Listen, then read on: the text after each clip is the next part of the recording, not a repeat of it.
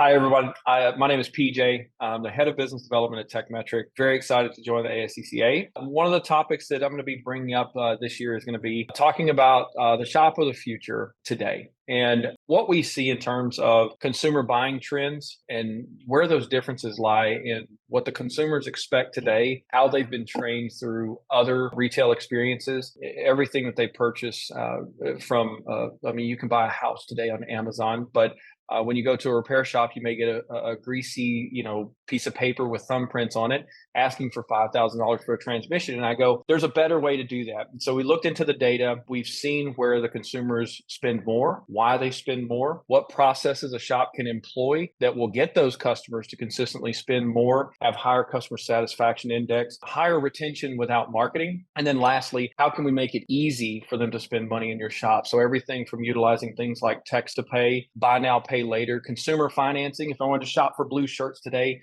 they might be $100, or it says 4 easy payments of $25. And so what we're finding is those customers will spend more money when we make it easy for them to communicate with you, to transact with you, and build trust and transparency in your shop. So join us at the ASCCA conference to learn more.